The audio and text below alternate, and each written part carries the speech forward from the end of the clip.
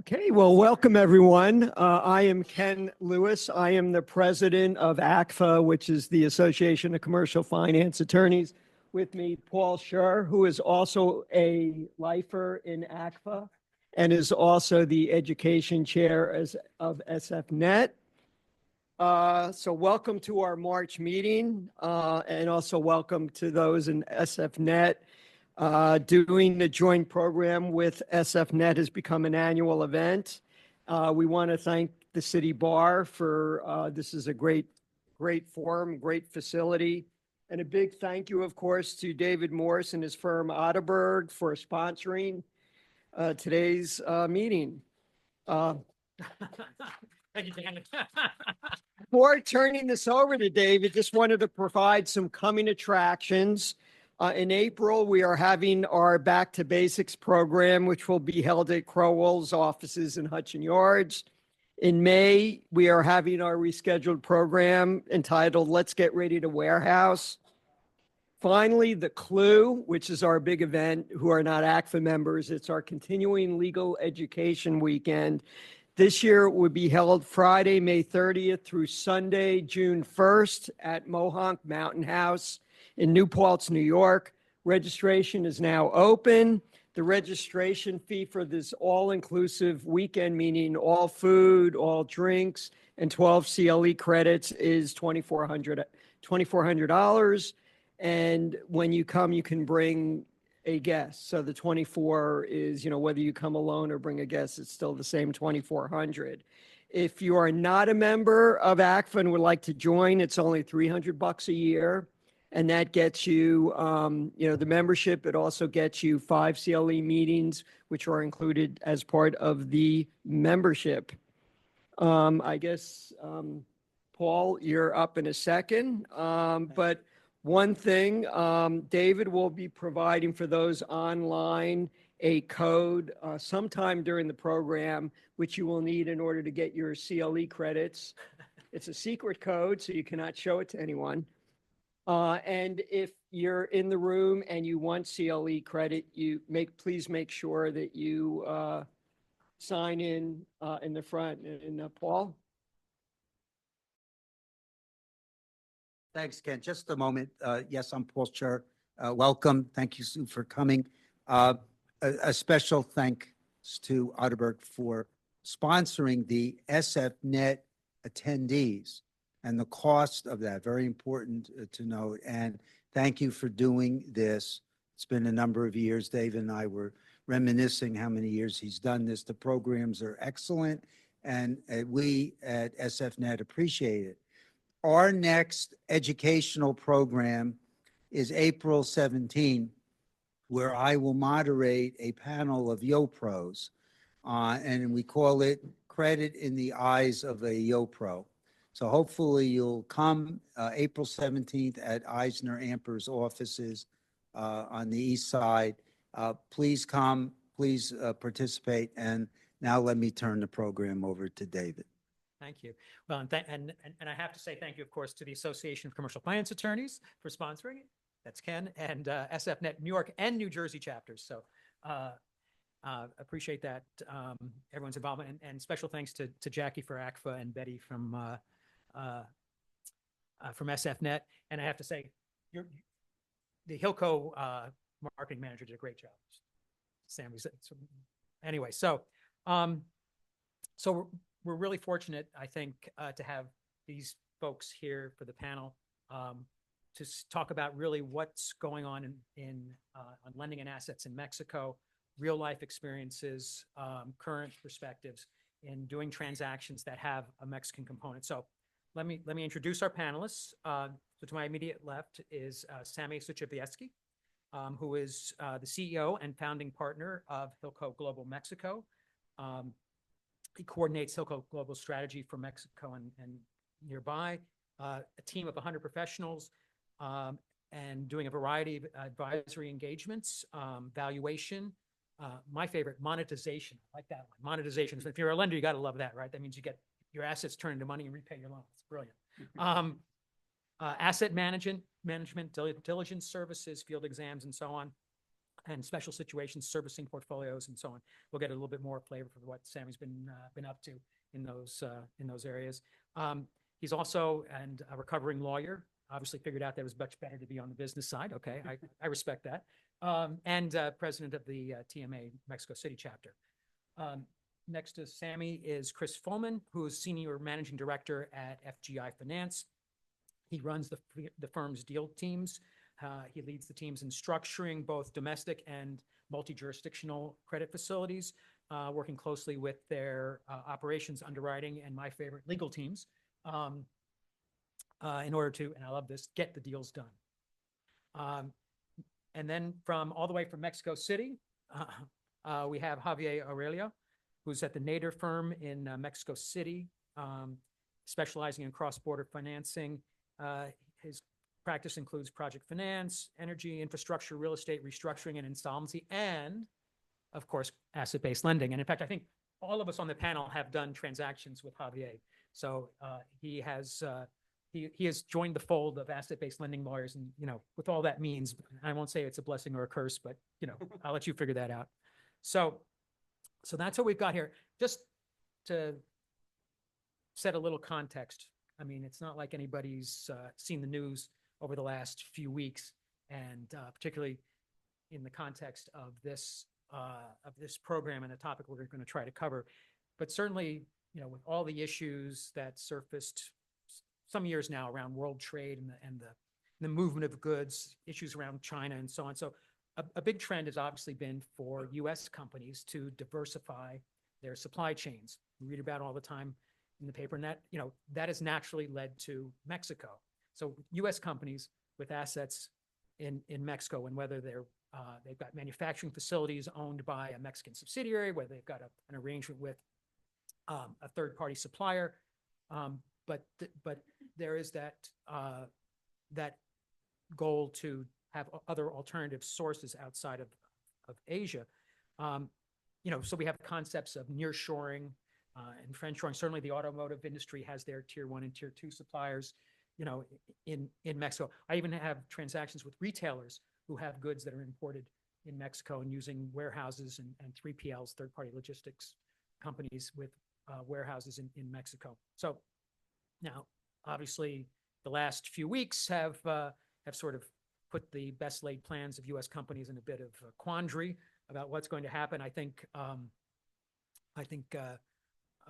April 2nd is still a few days away, but I'm not sure anybody really knows what's going to happen. Sort of reminds me of that quote from a famous American philosopher, and I'll see who in the room can figure out who this is. But he said, it's tough to make predictions, especially about the future. But of course, look, businesses continue to operate. Businesses continue to need financing. Lenders continue to finance them.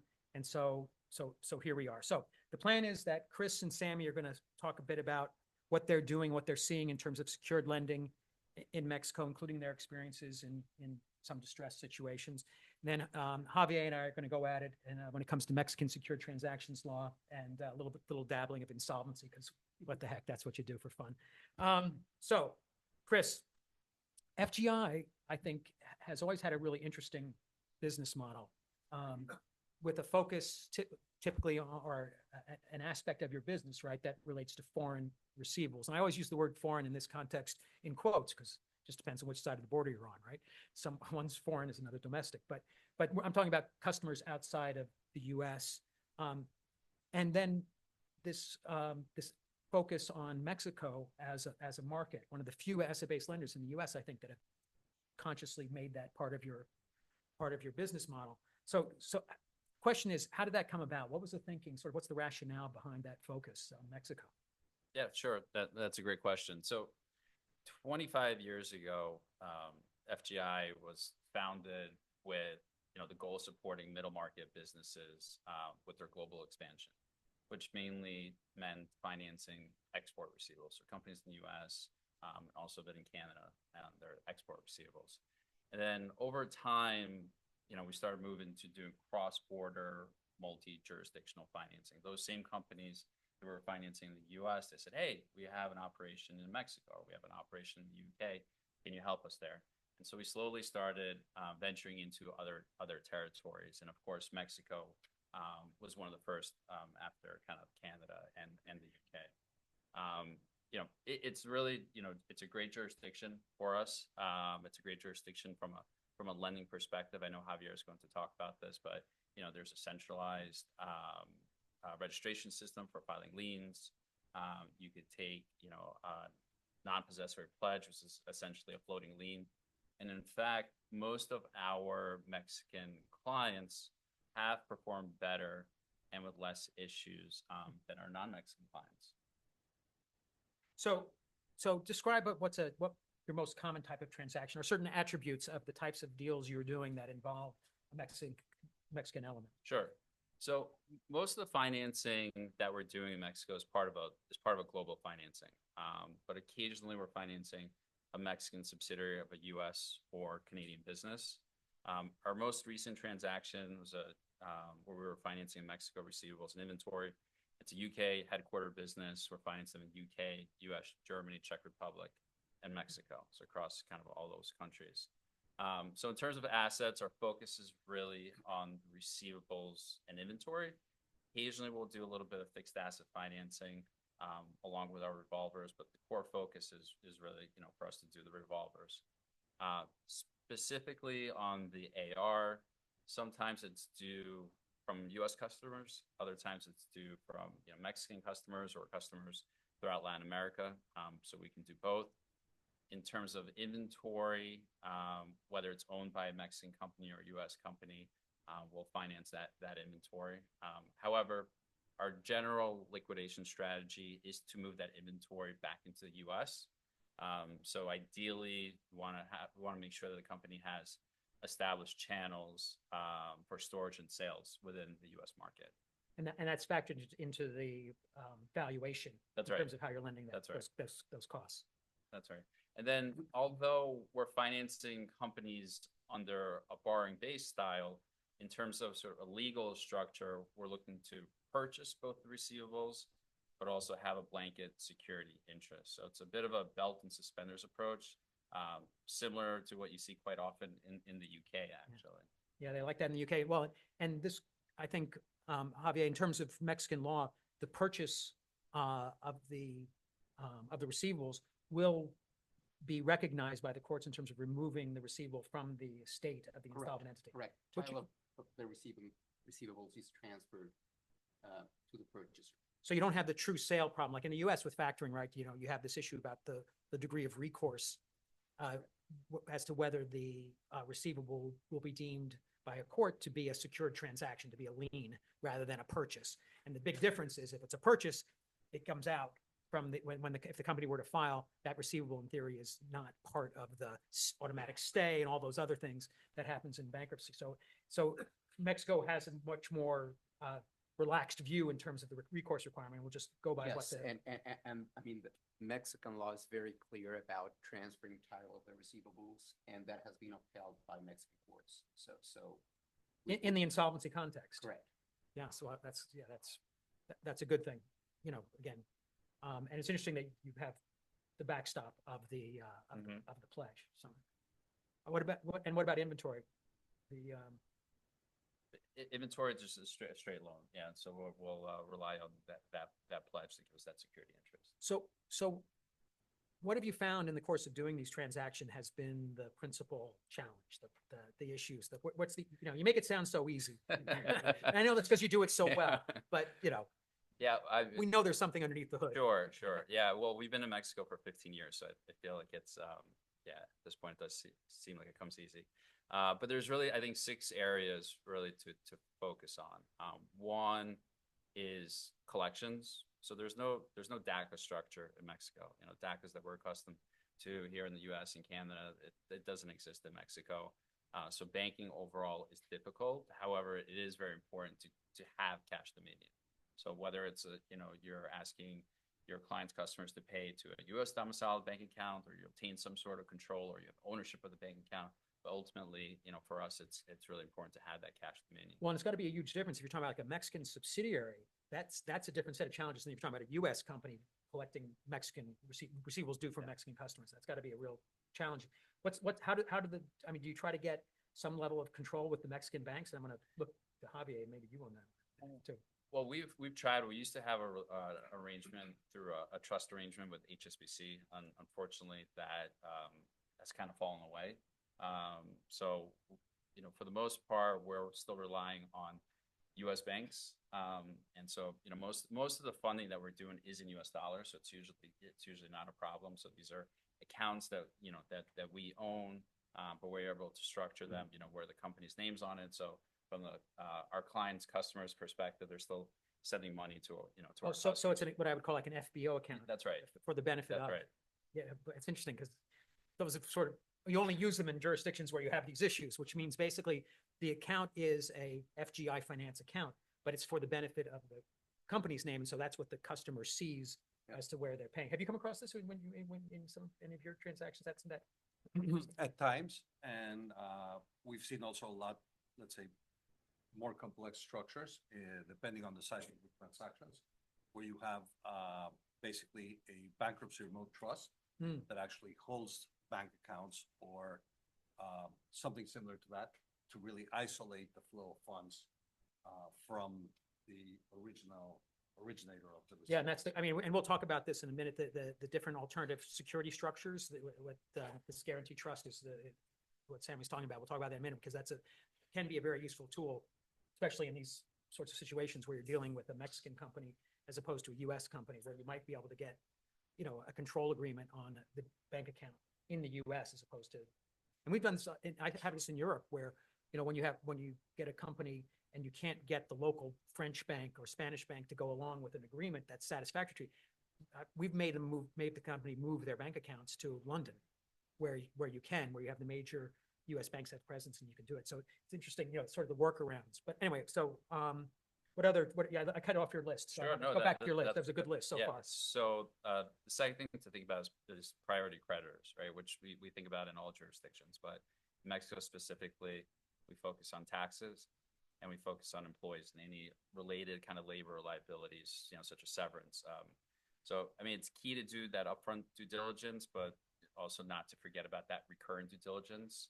Because we've seen situations, and I know Sammy's going to talk about that, but we've seen situations where company exits have fallen through because the buyers are now doing their diligence, and all of a sudden they see a really high severance that's owed.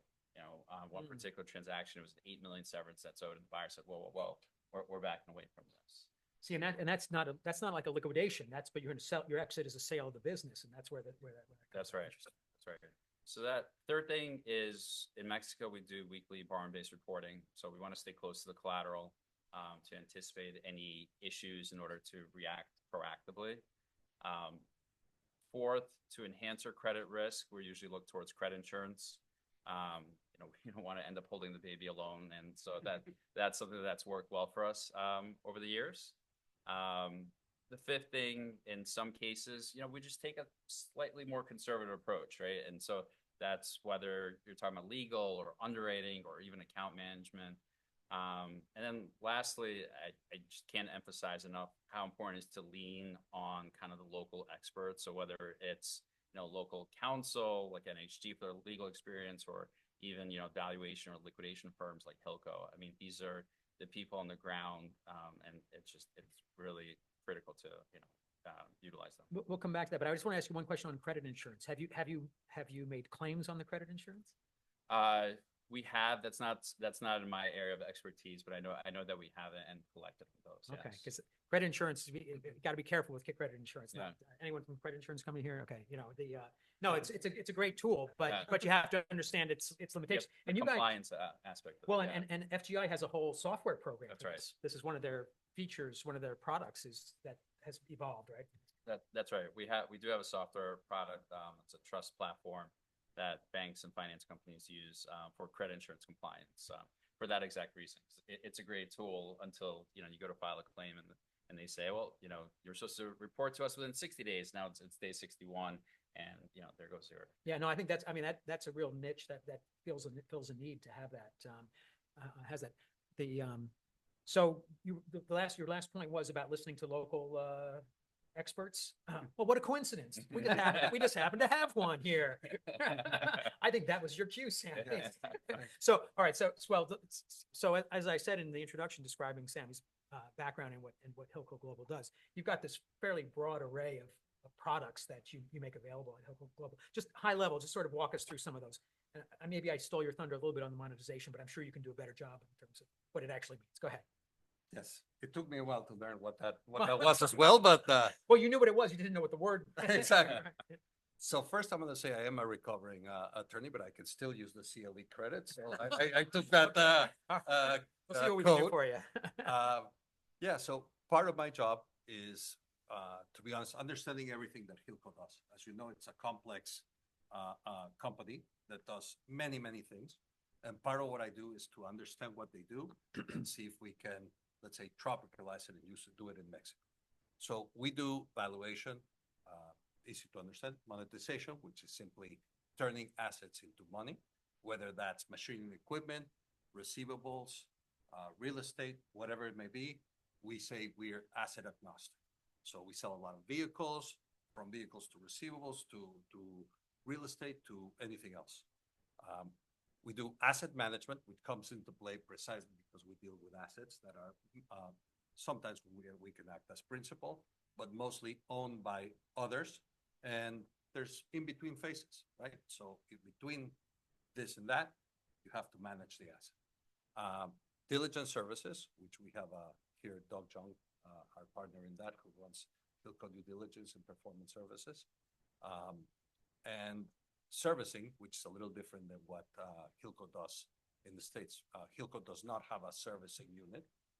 We felt in Mexico, we needed to control our destiny, and we decided to acquire a rated servicing company, which has been very successful, and we have a few servicing clients actually in the room with us today. And what kind of assets are subject to that arrangement? So really, all kinds of assets. We have a lot of hard assets through leasing type of situations, lending type of situations. Lately, as you can imagine, we see a lot of unsecured fintech type of structures that, I mean, they have the receivables, but there's no hard assets behind the receivables besides that. So we kind of cover the whole spectrum there, and we see all kinds of different structures within our servicing business.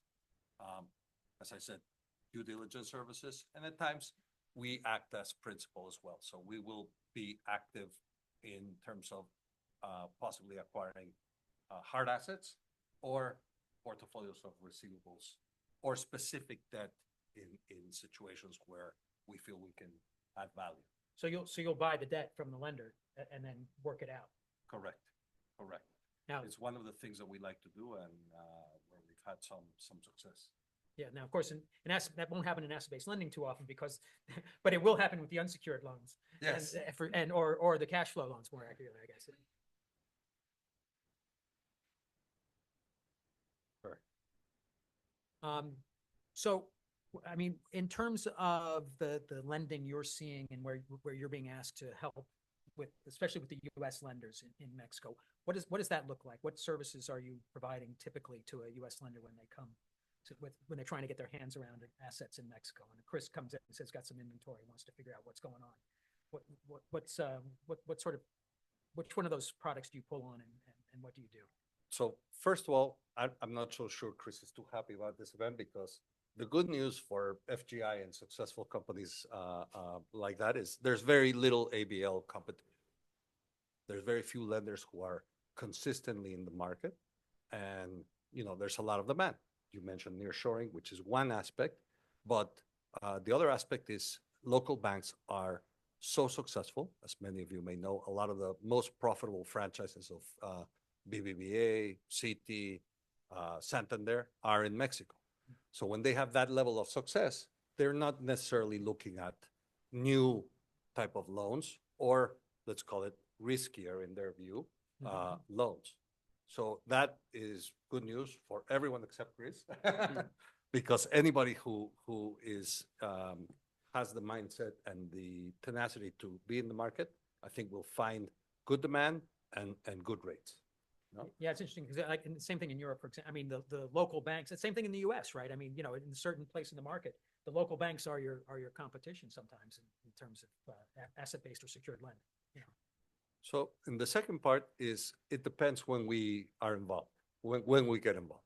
We always say, please get us involved early because we like to work at the, with clients at the structuring phase. That gives us a lot of input and we can work with lawyers like David, like Javier, and give a little insight on a lot of the things that we run into when we're monetizing assets. When you see the problems, the real life problems of, oh, this machinery we thought was worth this, but there's severance or there's import issues or this, or there's a manual that is missing or a system that is missing that will dramatically decrease the value of an asset, right? So the more earlier we are involved, the more value we can add. But we are involved across the board. So we can do, even if post transactions, many times during, the complex workouts, we do a lot of valuation work, asset management work, of course, monetization, servicing, of course, is, ideally born in, when the transaction is there and runs across. So it depends on exactly when we're contacted. The earlier is always the better. So when a U.S. lender comes to you, what are some of your main points? What are the main things you tell a U.S. lender when they're trying to do a deal with Mexican assets? What are some of the things you hit them over the head with? So we mentioned a few of them. Chris mentioned a few of them. Javier alluded to them, and David too.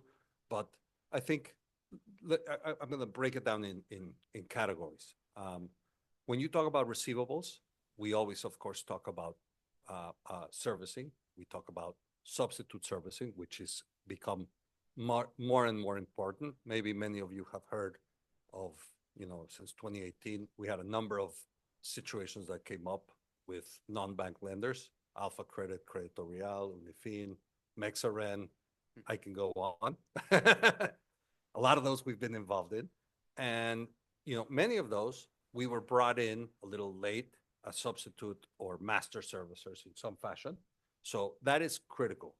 One thing in receivables that is quite important, and this is something that I'm sure we'll talk a little bit more, is invoicing in Mexico is particularly complex.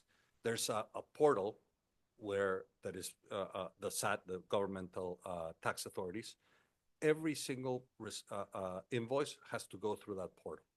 That is good news because you can verify the existence of receivables through that portal, which is part of what we talk about and help clients do.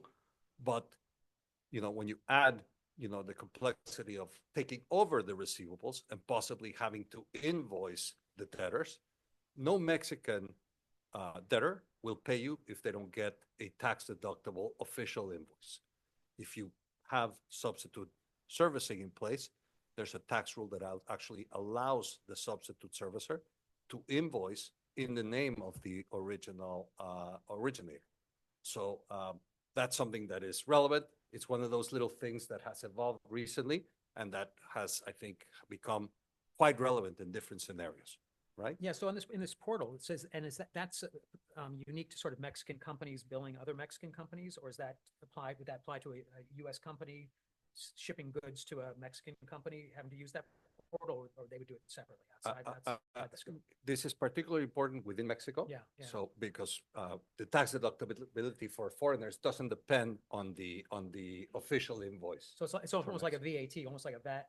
Yes. Managing the VAT exposure on the transactions, value-added tax, which again we don't deal with here, but it comes up in Europe and other jurisdictions as that impacts your value and money that has to be paid to the taxman. Yes. They're good about that. Yeah. There's few taxpayers, but they know how to go after them. Yeah. So, and then I will lump together machine and equipment inventory as one broad class where we have similar concerns. What you ultimately want to, and this is where our valuation services come in and really our monetization expertise as well, because it's one thing to get a valuation, as Chris knows very well, there's many times where you get a very happy valuation, but ultimately you need to monetize it. And this is where our expertise becomes very relevant as well, because we actually do this. And sometimes the machine equipment, you know, they tell you, okay, it's worth this much. Well, actually, when you monetize it, it's very special, this, that. It's actually worth an amount quite different. And you can have, Chris alluded to the labor liabilities, these type of things that you have to really watch out for. But there's also, and particularly in the context that we're speaking about, many of you have heard of the maquiladoras, which is this import-export that Mexico has been so successful that it's now the biggest trading partner of the United States. So a lot of the equipment, machine equipment, even inventory, is temporarily in Mexico, tax-free. If something happens and the music stops, that status may change. As you try to monetize, the tracking of documentation becomes very important. So you want to know who is the importer of record, what are the implications if you have a machine equipment, let's say, that you can sell anywhere in the world, it's less relevant. If it's inventory machine equipment that is hard to sell outside of Mexico and you have to sell it in Mexico, you're going to have to nationalize that and pay taxes on that. And that can be very, very costly. So you want to account for that. You need to understand it up front. You need to do the hard due diligence work and understand what can impact the value of the equipment. We were talking earlier with a client about a very specialized piece of equipment that not only was initially actually a fake invoice used to get a larger loan that was not verified. That's the F word. And exactly. But not only that, but in the end, the machinery needed to use a particular system that the lender doesn't have. So the machinery now is worth a lot less, and it's very hard to get it to work without the system. They got to find a hacker and blah blah blah. Well, and with the inventory also, like if you're moving the inventory back from Mexico into the U.S., in order to take advantage of this tax status, the maquiladora, that may or may not be available to a third party. Correct. In which case, your value, I don't know, we recently had a situation where free trade zones, which are in the U.S., these pockets, which are sort of similar in concept to the maquiladora, and we can go into some of the details about it, but the point is that in this particular transaction, because the loss of the tax break didn't apply to the secured lender when they went to liquidate the inventory out of the free trade zone, the value plummeted and basically got goose egg out of the inventory, which was not what they had lent on. So we've had situations when in the end, it's not worth it to monetize it because you're going to be hit with a tax bill so high that the whole effort becomes moot for the lender, no? Or they use it to pay severance, no? The last thing I want to add, which is very important on this context of machine equipment inventory, is access rights. This is something that is very, very important in Mexico. It's very complex. So as Javier will certainly expand on, there's no self-remedies in Mexico. So you can get in a lot of trouble with a lien that you cannot access, machine equipment inventory that you cannot access. So all of this, when you do it up front, there's a lot of bells and whistles. There's a magic word called powers of attorney that seems to solve a lot of issues in Mexico. And honestly, it's, when you're lending on the lender side, that's easy to do when you're before you disperse. Very difficult to do after. Well, and I guess this will also come to when we talk about the different instruments that are available to lenders. In one case, when you were using this guaranteed trust, some of those issues will be managed, right? Javier, I mean, yes. I mean, there are different mechanisms to achieve those goals. But as someone was saying, it's very important to do it at inception of the transaction and make sure that you have all the belts and suspenders that you need so that you can actually exercise your rights and remedies as needed. Okay, so let's pivot a little bit. Let's get legal here for a minute, and before Javier and I get into Mexican secure transactions law, which I know you're all on the edge of your seat waiting to hear more about because we're just rolling out those teasing here, the trailer. But there's two points I want to make preliminarily in terms of talking about the sort of the legal structure in Mexico. First, Mexico is historically a civil code jurisdiction. And what that means is in the past, Mexican laws didn't really have the mechanisms for a floating lien, didn't really have some of the concepts that you need that we're accustomed to with our uniform commercial code in order to do a typical U.S. style asset-based lending. But starting in about 2000, so it's been 25 years now, right? The sad truth part is I was there, I remember it, but we won't talk about that. It's really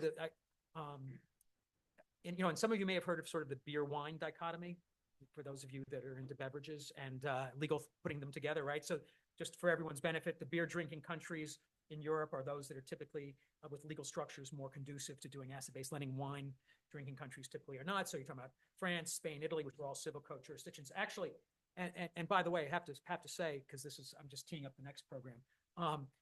There've been huge progress in terms of the laws in places like Italy and Spain that now make it easier to do secured lending. But Mexico is really, I think, on the forefront of that. And just, starting in 2000 with a series of revisions to their laws created the basis on which you can do secured lending in the typical U.S. style path. You can get your security. So when clients call me and I say, "Can I get a good lien?" The short answer is yes. Now, look, of course, nothing's that simple, and we'll talk about it a little bit. But that's number one. Number two, when we're talking about these issues, and particularly when Chris and Sammy were talking about, you have to always think about: are you talking about a U.S. company or a Mexican company as your borrower or factored client, right? Because it makes a big difference. And typically, what I see more often than not is a U.S. company with inventory in Mexico.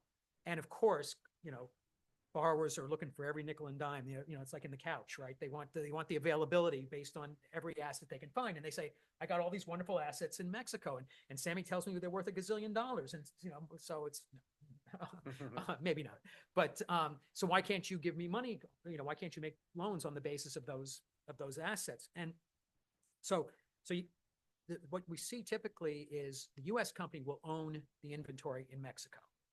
Okay.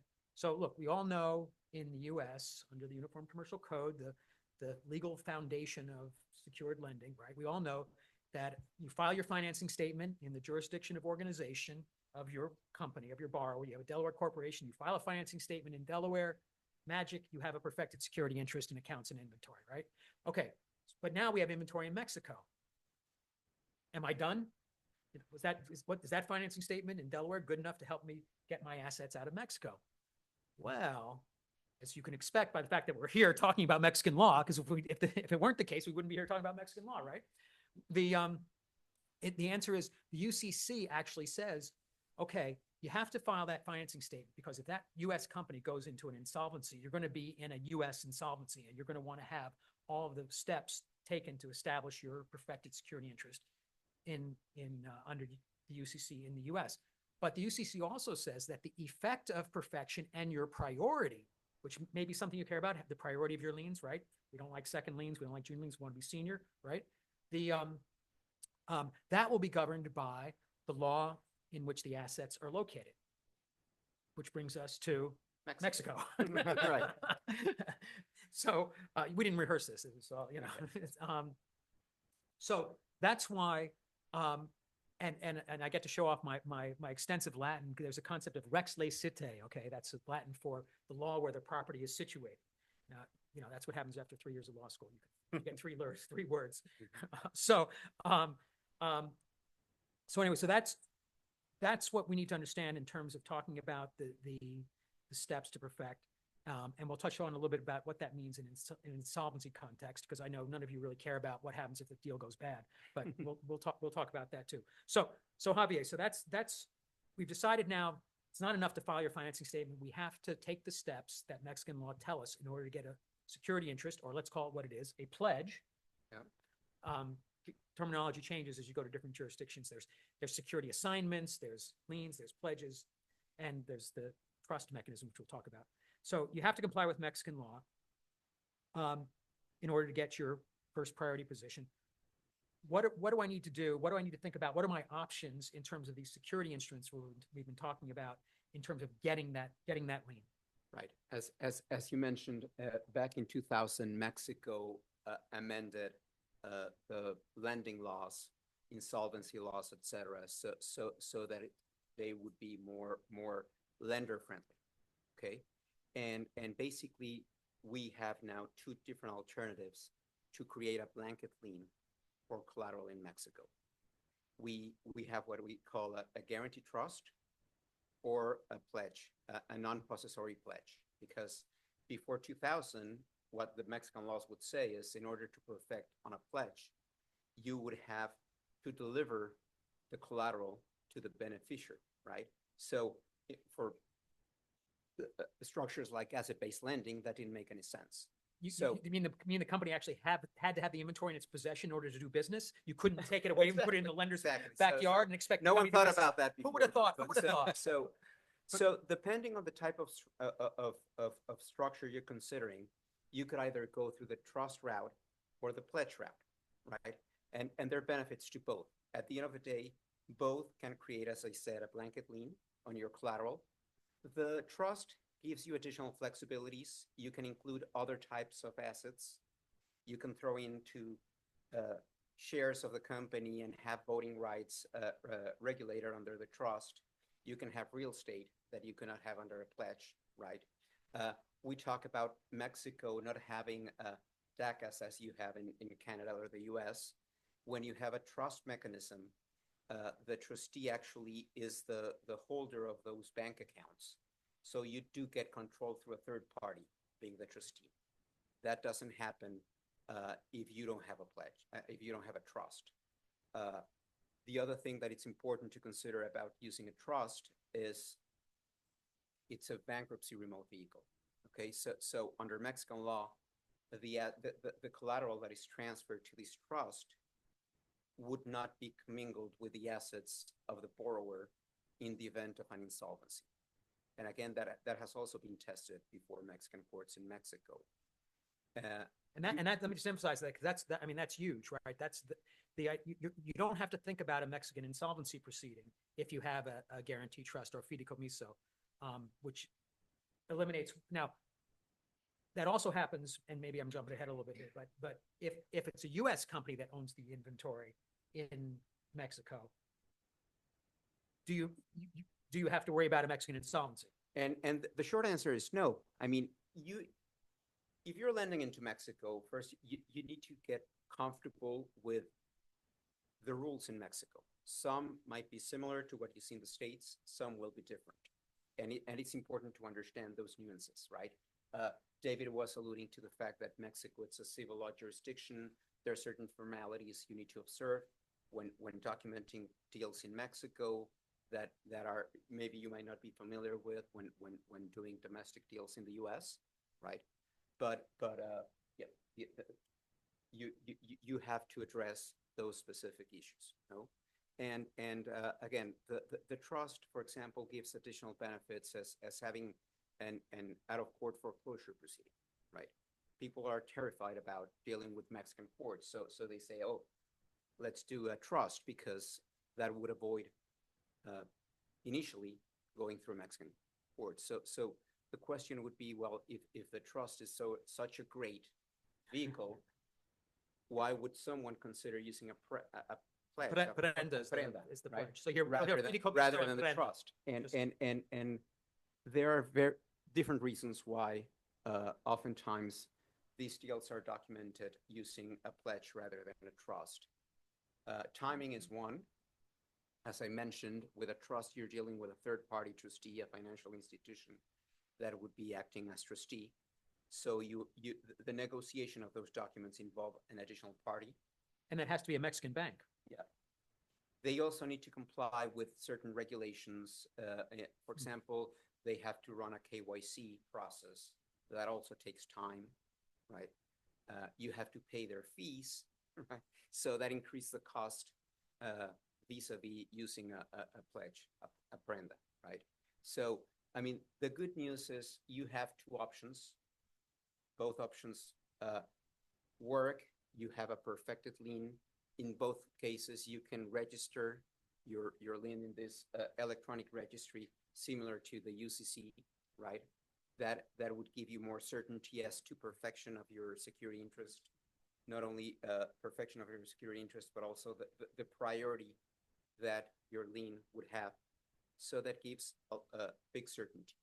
And again, in the event of an insolvency, and this has happened to me oftentimes, a client would come up and say, hey, I have a borrower in Mexico that it's going insolvent, but I'm a secured lender because I documented everything in the US.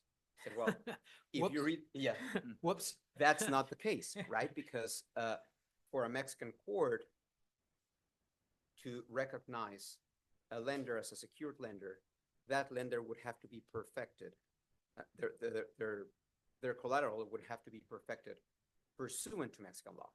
Otherwise, they would not be recognized. I mean, they would be recognized as creditors, but as unsecured, right? Yeah, So- and that was one I didn't make. Not only does the UCC say you have to sort of establish your rights under the Mexican law, because that's where the goods are located, but also to Javier's point, if you want to enforce your rights in Mexico, you're going to need to jump through all the hoops required by Mexican law. You're going to have your prenda or your fideicomiso properly documented.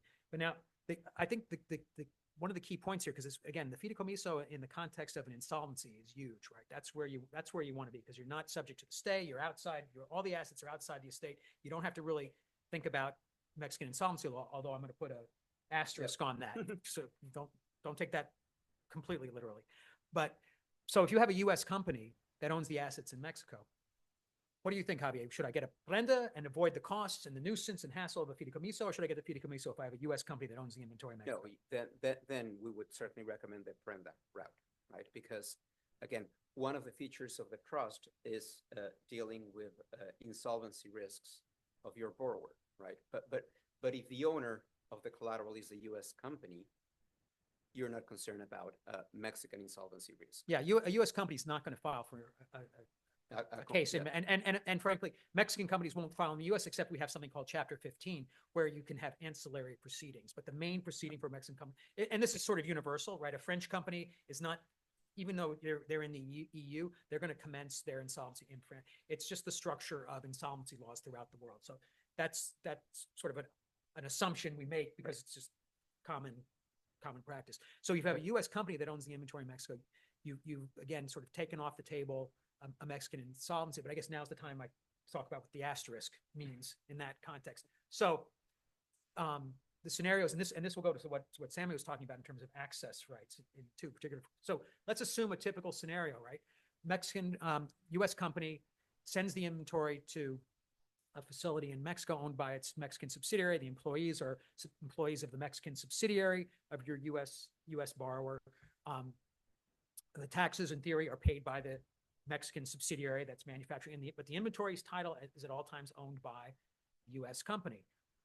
So, like I just said, we don't have to worry about Mexican insolvency. Well, if the subsidiary becomes insolvent, what's going to happen? I mean, this is where law and practicality sort of intersect, right? Have you had these experiences, in terms of, so the employees, you shouldn't have to pay the employees, right? Because to get the inventory, because the Mexican subsidiary doesn't own the inventory. But where is the inventory? It's at the plant. Who runs the plant? Place. Yeah, I mean, and P.S., this is true in the U.S. This has always been true in the U.S. too. Very rare for it. Now, I was having this conversation with one of my bankruptcy partners, and he was saying, yeah, universally, if you're a U.S. lender, you make sure the employees are going to get paid, because the reality is you don't know what's going to happen to your stuff if you don't pay those employees. That's just that's practicality. That's the reality. You got it. So you're gonna keep that payroll going as long as you can. And in this context, I would suggest to a U.S. lender. And Chris, I mean, you tell me, is your practice in that scenario where we've got, okay, the inventory is owned by the U.S., so in theory, the U.S. company isn't responsible for those employees' wages. How do you treat the employees' wages when you're underwriting the deal? No, absolutely looking at the employee wages. So this is something we were talking about a few months ago. Regardless of who owns the inventory, as long as it's in Mexico, our diligence is the same, right? We're looking at taxes the same way. We're looking at the employee liability and the severance and all of that the same.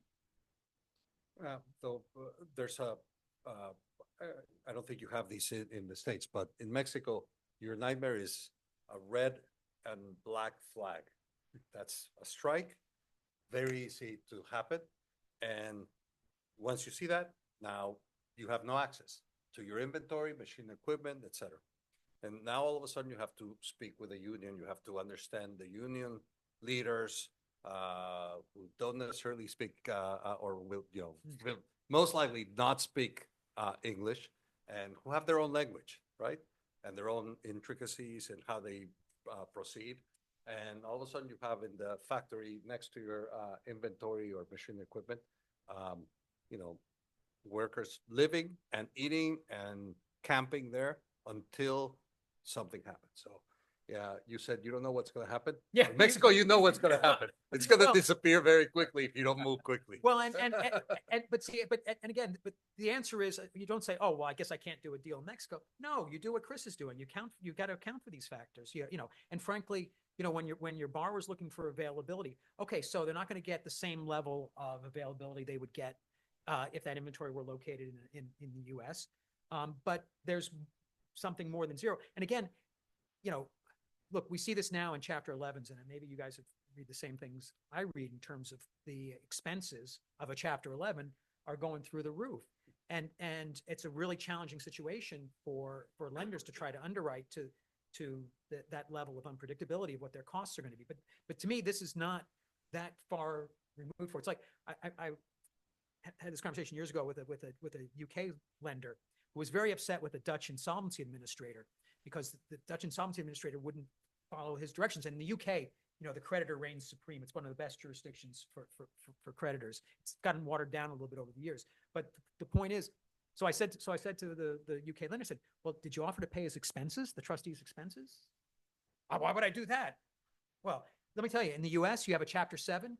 There's going to be a deal cut to pay the liquidators, the trustees' expenses. I mean, that's just the real world. And the key is to anticipate, to Chris and Sammy's points, to anticipate these and underwrite to them and thereby manage the process. And David, if I can add, one important thing is to act quickly. Because a lot of mistakes that we see repeatedly is people take their time in making decisions. Of course, part of that is natural, and it's, the more complex the situation or the institution, the harder it is to make a decision. Part of our success in this context is moving very quickly. Before the control is complete. Well, and Chris said it too, in terms of moving inventory from one location to another. I mean, I've seen a number of transactions where, and again, the good news is in a lot of cases, the U.S., the plant in Mexico is across the border. I mean, Juarez, San Diego, Laredo, I mean, all those places are very proximate, and that's not an uncommon movement of goods. So again, now, of course, you have to take into account the fact that you may have to pay extra duty because you're not entitled to the maquiladora tax break. But again, if you've anticipated that, and addressed that, then that's not a problem. You'll be in formula, which, as we all know in the asset-based lending world, is the gospel. That's what we're all. As long as you're in formula, and there's availability, life is good. So that's part of it. We touched on the RUG. You may hear the reference to the RUG in Mexico. Go ahead. Just a brief that's description. Again, in Mexico, we have now this electronic registry that it's easily available to search. If as you start a due diligence process, it's fairly easy to make sure if any of the assets you're financing against have been encumbered already or not. That's something you can access immediately. The challenge here is, again, as a civil law jurisdiction, for you to be able to record your liens at this registry, you have to observe certain formalities. I included a couple of slides talking, for example, about powers of attorney.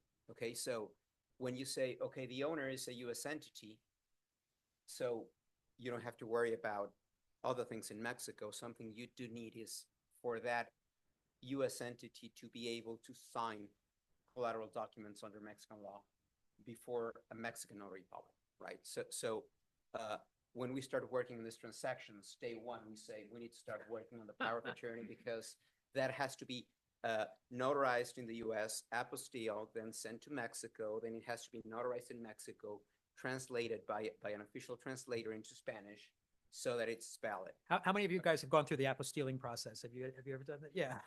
Okay, It's a so- process, right? yeah.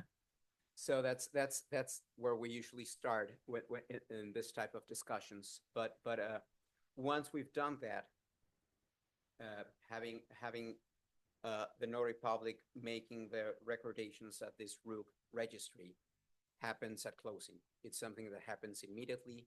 You have your confirmation on that same day, and it's fairly easy to access. It doesn't have any additional fees to perfecting your security interest. Of course, you have to pay the notary fees and all third-party fees involved. I mentioned they have to be, the power of attorney needs to be translated by an official translator, et cetera. So those are the type of formalities that, as I was saying, then we have this registry similar to the UCC, right? It's an electronic registry, but again, you have to comply with certain formalities to be able to make filings at this registry. Right? So how are the notary fees? Because like, for example, if you're in Germany, they're really expensive. So, how are the notary fees? For this type of transactions, they're fairly reasonable. They're a marginal cost, because the only thing you're doing is ratifying the signature of your pledge or your fideicomiso before them. For example, if you're dealing with real estate, for example, then their fees are heftier, and also you have to pay filing rights at the public registry of property, and that increases the cost drastically. But for IBL transactions, that's And it's not tied to the amount of debt secured, because that's what you have to watch in some jurisdictions. If the fees are tied to the amount of the debt secured, and you're making a $50 million loan, and that's the case with filing rights with real estate. I mean, yes, yeah, as opposed to this registry, which is an electronic nationwide registry, when you're lending against real estate, you would have to record your mortgage or your fideicomiso or whatever instrument you're using before the state public registry of property. And oftentimes they have fixed fees based on the amount being secured by that property. So that can get pretty high. And just to be clear, you guys all know what a civil code notary is. Well, that's different from the guy at the drugstore, you give $1 to, right? These are lawyers, specially trained with special licensing. Yeah. And you make appointments for the notaries. So right. Again, when you're thinking about timing of doing a deal, so yeah, Chris, you're smiling because the borrower is screaming, "Where's my money? Where's my money?" He's going, you got to make an appointment with the notary, and the guy's got a schedule. You can't just do it, wake up the next morning and say, "Hey, I'll be there in 5 minutes." No, these are, respected professionals that you have to accommodate. And by the way, this is not unique to Mexico. This is true in Germany, France, Austria, and most countries in Latin America have the same system for. Well, and for the timing issue, that's why you start with those powers of attorney right off the bat, because it's amazing how long those can take. You would think, and frankly, my experience, it's mainly my clients that are at fault, because the U.S. banks have to go through whatever reasons they can't seem to get them done. It's not that hard, but it always seems to take longer than expected. So, by the way, the other thing to note is when it's pronounced RUG, but it's spelled RUG, and it's an acronym. So I just want you to know. So if you see RUG, to show you're cool, you got to say RUG. Registro Único de Garantía. Yeah. So basically, it's a registry that the only purpose is to record your security interest on movable assets. That's why I was making the distinction with real estate that has to be recorded at the state level in the public registry of property. Yeah, and we alluded to before, just to emphasize priority. Yeah, you file that. That's the data. Just like in our UCC, you file your financing statement that establishes priority. Now, you guys mentioned before this thing about self-help.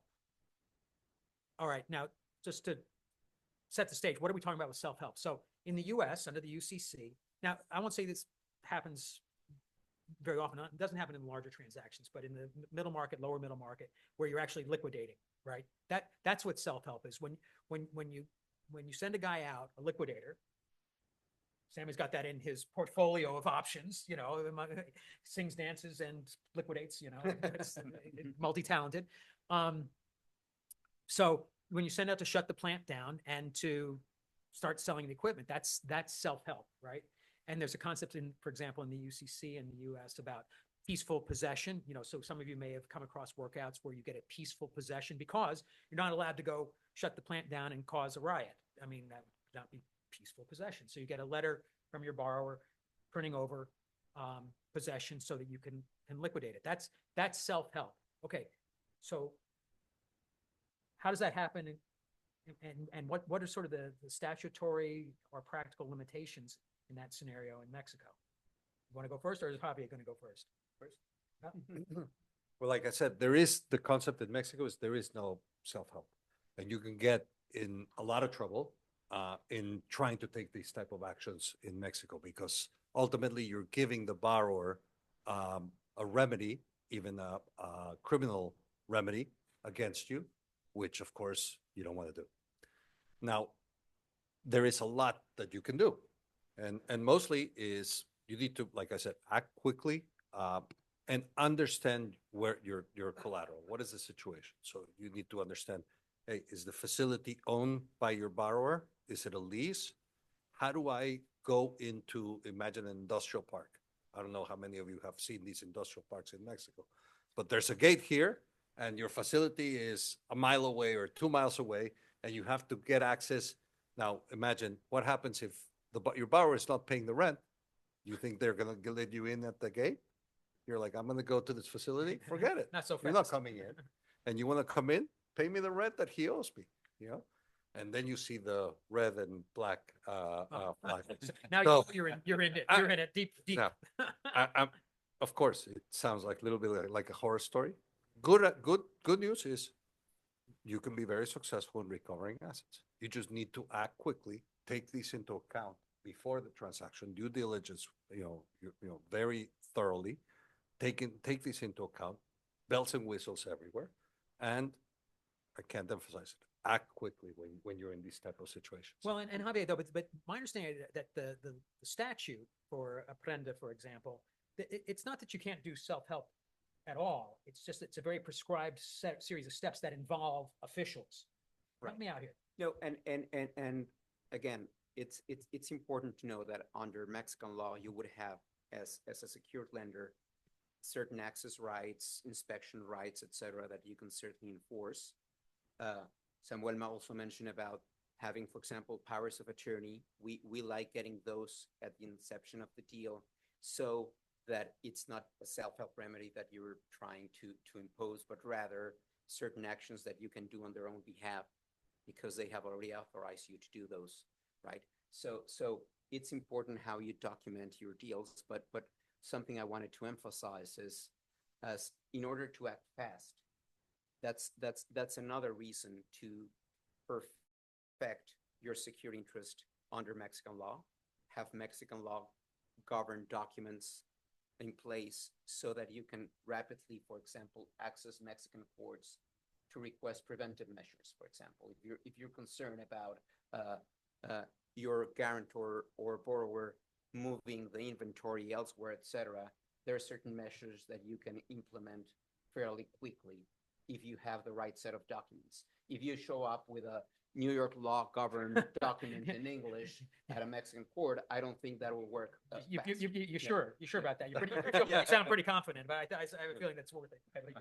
I just wanted to add, and Javier can expand on this because I'm certainly no expert, but one recent development that is nice is we've seen mediation agreements.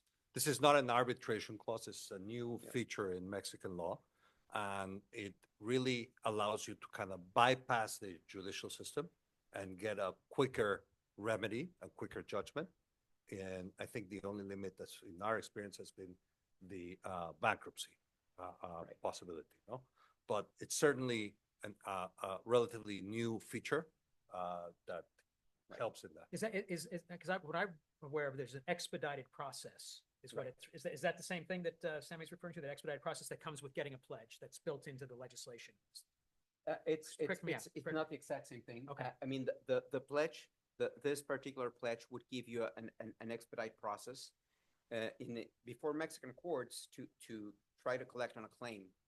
You have different process you can access, and depending on the type of document that you have in place, you could get a more expedited process. The pledge would be one. For example, we also emphasize that if a promissory note is going to be signed, that promissory note complies with Mexican law to be deemed as a pagaré, as a credit. Pagaré, that's another word you'll hear. Under Mexican law, because that again would give you access to a very expedite process where you can encumber assets of your guarantor or borrower basically at the inception of the proceeding. So Which in the US, this is like a negotiable instrument, and, you know, Correct. and where there's waivers of all the claims if you have a negotiable instrument. We don't do it very often in ABL in the US, but it's not a foreign concept Yep. from the US perspective. So with those expedited processes, you can protect your interests. And again, in the US, you know, you have replevin sometimes when the landlord won't open the door, you know, or we get landlord agreements, you get collateral access agreements. Yeah. PS, if you've got a deal, for example, where you've got a third-party warehouse that has control of the inventory, a lot of these issues will go away. I mean, because now, again, if we're talking about a Mexican subsidiary of a U.S. company, the Mexican subsidiary is at risk of going into a Mexican insolvency proceeding. If you have a U.S. company that owns a warehouse in Juarez, unless that warehouse company is in trouble and it's U.S. based, it's not going to. So right there, that's a huge factor in looking at that credit and what you can do in terms of giving value to the borrower on the basis of that inventory in that warehouse, and especially because you're going to have an agreement with that warehouse where that warehouse says, hey, after an event of default, you tell me what to do, lender, I'll do it. You know, and other circumstances we've seen is U.S. companies sending their raw materials and inventory to Mexico to a third party for manufacturing purposes. So when you're dealing with a third party, something that we're very careful about is getting an acknowledgement from them, that's right. recognizing the rights of the secured lender with respect to the particular inventory that it's in their possession. Because as a third party, they would say, well, I don't owe you anything. I don't owe you. But if you have an agreement with them, that's, I mean, that's. If they have already acknowledged that you have certain rights, and if you show up saying, well, my borrower or the guarantor defaulted and I have this access right, so on and so forth, that will certainly facilitate the process as well. Everyone hear of a landlord waiver, a collateral access agreement? I mean, these are not unfamiliar concepts. So they're sort of ABL 101 and it's no different, you know, in that context. What else we got? We covered a lot of stuff.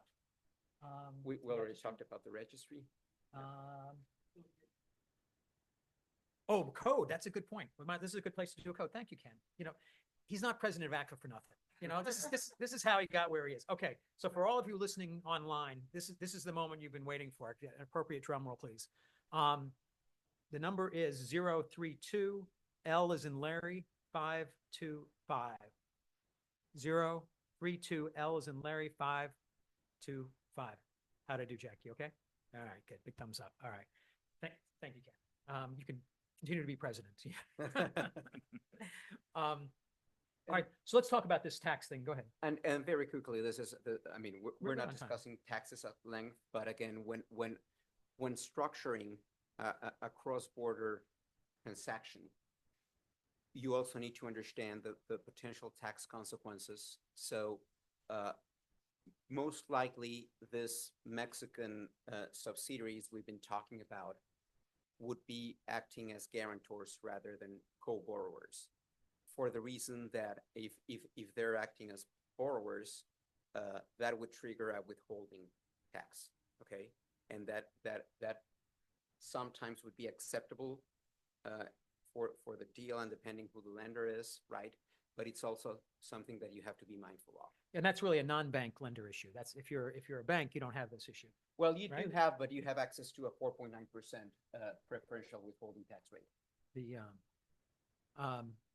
Okay, and then then we should talk briefly about the IMEX or maquiladora. We talked about it a little bit, I think so. Maybe, but yes, give us a little more detail. For everyone's benefit, we talk freely about this term maquiladora or IMEX program, and basically what that is this particular importation tax regime we have in Mexico for U.S. companies to temporarily bring into Mexico inventory, raw materials, etc., for manufacturing purposes, that would be free of taxes. So no importation duties are paid, no taxes have to be paid for bringing that into Mexico, provided that it will be re-exported into the US. So the good news is that's the Mexican tax authorities will have a heavy surveillance of where those assets This are. is Sammy's. where Follow the those money, follow the assets are paper, follow the located, paper right? trail. Who controls those assets, et cetera. The challenge is if you need to foreclose on those assets, then if you did a correct due diligence, you know the correct route. But otherwise, you might be stuck, for example, with having to import them definitely into Mexico and at the time paying those importation duties and taxes, or having to bring them back to the US, but by either the original exporter, right, or a third party that's also part of this maquiladora. Oh, that's right. You could sell it to mechanism, somebody else who gets yeah, the that benefit of the has tax break. that it's also afforded this tax benefits, but that's something also that you should all keep in mind. And if I can add, David, quickly, Please. both with the RUG and with the MX program, again, it's important to follow up on the collateral because these are not, RUG registries expire, so you have to renew them depending on the term of your transaction. And MX programs require certain information to be filed on an annual basis. So again, common mistake is you take care of it, you close, and then the reports are never sent by the company. Of course, they're doing what they do. And so again, that's where you really want to follow up on these things. Well, and I can tell you, I get this question from U.S. lenders all the time. Oh, we can lend on the assets in Mexico because it's a maquiladora.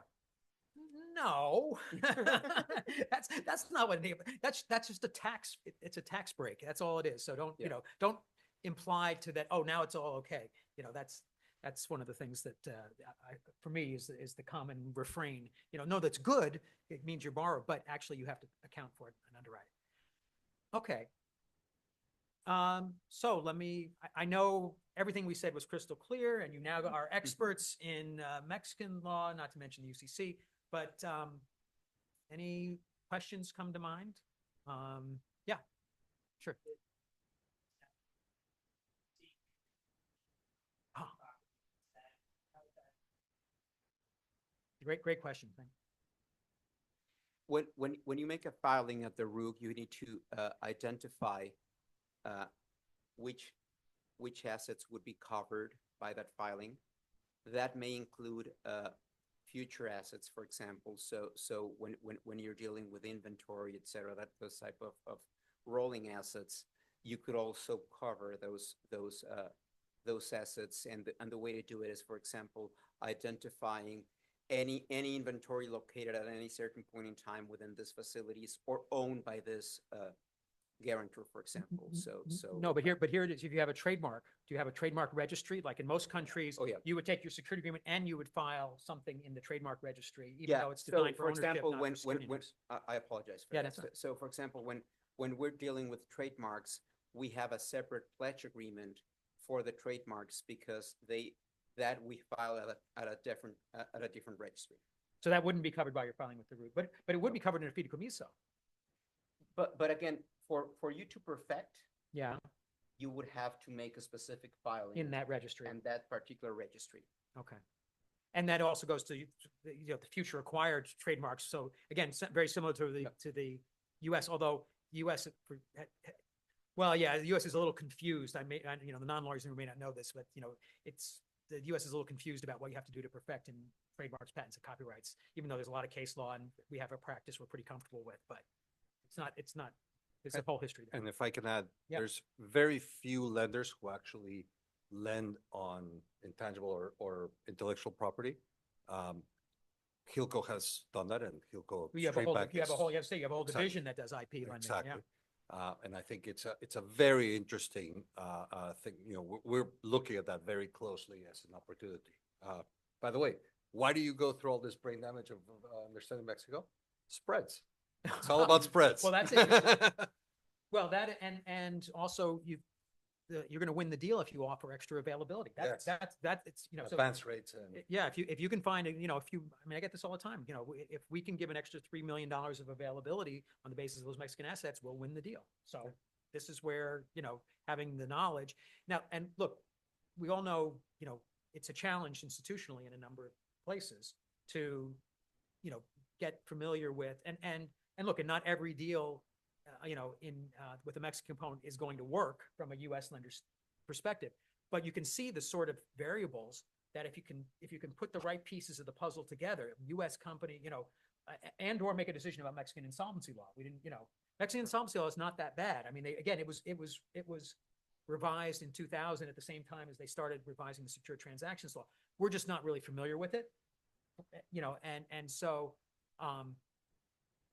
it's a little bit of unknown territory. So but you avoid that whole question if you've got the U.S. company owning it, or you use the fideicomiso, Right. which has its foibles. It's a little more expensive. The question about the Mexican bank following your directions as the trustee when you're the beneficiary of the trust, when you're the secured lender, you have an intermediary between you and your assets, and so you have to make sure you're comfortable with that and you have an agreement with that. And that goes to what Javier was suggesting. That's a whole other set of documents that have to be negotiated and so on. But it does have the benefit of avoiding a Mexican insolvency, which, again, I mean, if you're in France or Spain, these are huge issues. You want to stay, I mean, France is the worst in terms of insolvency law. I mean, sorry, any French lawyers here, but again, there are solutions and paths. Other questions? Yes, sir.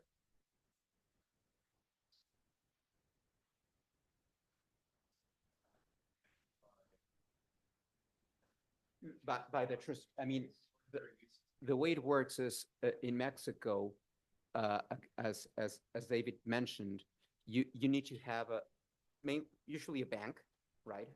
A financial institution acting as the trustee of that trust, and they would be coordinating the out-of-court foreclosure proceeding.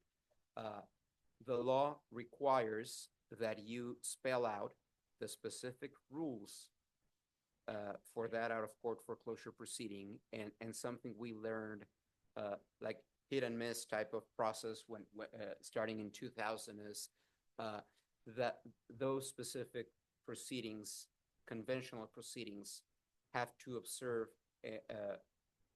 similarities with what you would see before a Mexican court in terms of affording the borrower time to file, I mean, to show if they have cured their default, etc. But provided you do that, it's working. Yeah, this is one of the tricky pieces where it goes back to sort of that self-help. Even though the fideicomiso takes the assets out of the control and ownership of your borrower, but this process, because one of the things that the Mexican law, like frankly a lot of laws, is very concerned about is that you foreclose on the asset and you sell it for a nickel when it's worth $1. So there can be a process spelled out in the fideicomiso, for example, correct me if I'm wrong, Right. that says, oh, well, we have to go out and offer it at X dollars and then see if we get any takers. And then if we don't, we have to do it.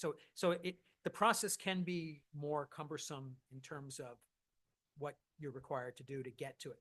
But my view is that's part of the underwriting. But go ahead. You get any nuances there on that? Because I'm simplifying, I'm sure. No, but that's certainly the case. So you would have already agreed to a specific proceeding, and you would say, okay, if the bidding process, we don't get any buyers, then you have the borrower will have already agreed to a certain discount. So that already is facilitating the next steps that need to be taken. I mean, look.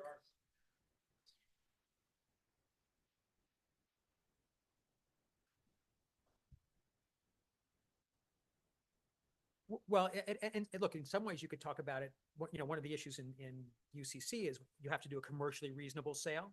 And that's, by the way, one of the biggest points of litigation under the UCC is what qualifies as a commercially reasonable sale. Here, you're legislating it in advance by putting it in your document. Again, it may take away some of the facility in terms of speed and doing it, because you can take the view, hey, I'll sell it, take the money and run, and let the guy sue me, because there's an offer on the table and I can't afford to let it go, but that is, that is part of the understanding the Mexican. Basically, you're anticipating defenses and challenges from the borrower, right? So they would have already agreed to that beforehand. And it's interesting because according to Mexican law, they would have to, the borrower in this case would have to sign twice the document, the actual agreement, but then you have this specific chapter with a foreclosure proceeding, and they expressly have to agree to that particular, those provisions within the trust agreement. So that it's very clear that they were in agreement with that proceeding and they have already consent. See, and there's history. I mean, just like this, the non-possession, there's a history behind that, which is creditors would take advantage of debtors. They would, and so this is a way of trying to level the playing field. But of course, remember, how many have done 363 sales, right? And you have an auction process with the bankruptcy court, and that has its own dynamic and its own time frames and so on. So in some ways, this is a little, has that element of it. So. Yes, sir.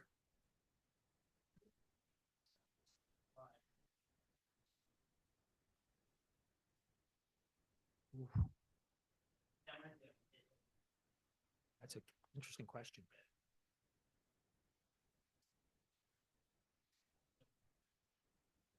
Are you thinking both in terms of like the receivables generated from the government, owing from the Mexican government entity, kind of like our Assignment of Claims Act, issues with the U.S. government? Well, that's interesting. I've never come across that. Well, those receivables. I'll say, Yeah. Chris, you want to lend on those receivables? I don't know. Hey, credit's good. Pass. Yeah. Okay. Well, go ahead. well, credit sometimes is good. It depends. Pemex is Yeah. not so good right now. Yeah. But on a practical level, again, when you think of how do you get to your collateral, right? A lot more difficult if you're talking about a government entity, whether it's municipality, state, or federal, or even Pemex, which is a special type of entity, government owned. It's a lot more complex to access. For them to give you access, they have a lot of policies and they're regulated in different ways. So they may not be able to give you the type of collateral arrangements or power of attorneys that we're referring to here. That I think that'd be a serious diligence exercise for Javier to figure out what those contracts said that generated the receivables, right? I mean, just like we would do sometimes with a DoD contract, where you don't know whether you can even assign them in the first place, and then the compliance, all that. But that's an interesting question. And just to expand to what Sammy was saying, Pemex right now, it's a very bad example because they just stopped paying for about 8 years. But for example, during many years, there was a factoring mechanism in place with some development banks in Mexico, where those receivables were discounted and were always paid by these banks. So you can always, as part of your due diligence, you need to figure out if what are your exit strategies in terms of having those receivables, because for many years you could have discounted them with some banks in Mexico. Yeah, Mike. They have the equivalent of 369/406. Oh, that's a good question. Prohibitions, anti-assignment clauses in contracts, are they enforceable in Mexico? So in other words, I'm selling to a Mexican company and the terms of my sale of goods to that customer includes that I'm not allowed to assign the receivable due from that customer. Is that enforceable?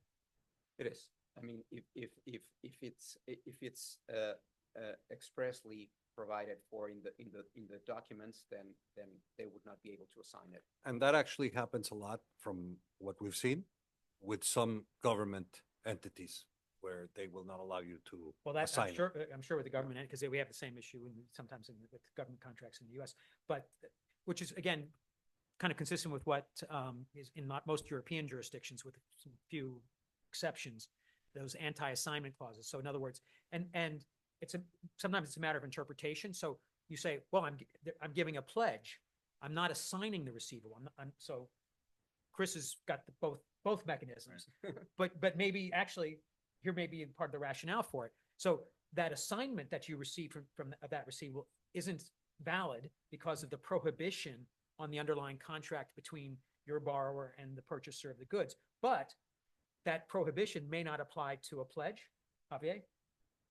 Does it work that way? Is it that finely tuned? How do you, because this is an issue like in France and other countries, is that how the anti-assignment clause is worded can make a big difference. Correct. And again, it has to be spelled out very clearly for you to try to enforce it. Otherwise, you can freely assign, and usually we would seek the acknowledgement. So You'd that get a waiver of that clause, Exactly. basically, if you were going to do. There's no retention of title in Mexico. with respect to real estate, you can do that. Yeah, but forget, we're not lending on not real in estate, debt. right? Nobody's, come on. I appreciate that, people do it, but Yeah. no, US lenders are that'd be very, how many times have you done Mexican real estate? Once. Yeah. And that's 15 years you said you've been there? Yeah, okay. So, but here's the follow-on question, because it goes with the anti-assignment question. They're sort of, kissing cousins, right? Anti-assignment and retention of title. If a supplier wanted to retain title to the goods until they got paid, wouldn't they have to file something wouldn't they have to do something to get that right besides just putting it in the contract? Correct. They'd have to have a lien, basically. Correct. And they'd have to comply And with. that's why the RUG is so relevant, that registry, because if they didn't file anything before the RUG and you have a perfected first priority security interest, they would not They would be able lose. to upheld their retention rights. So it's like PMSI's purchase money security interests, in the US, and maybe not even with the concept of notice, where the supplier can prime you as to future acquired inventory after the Yeah, supplier sent the that notice. wouldn't be the case in Mexico. Oh, look at that. See, look at that. There, you solve that problem. Good. You got to take care of that anti-assignment thing too. You got to get rid of that. Okay. Those are great questions. You guys have been great. I appreciate your hanging out this long, and we've had fun. I don't know about you. So thank you. Thank you to the panelists.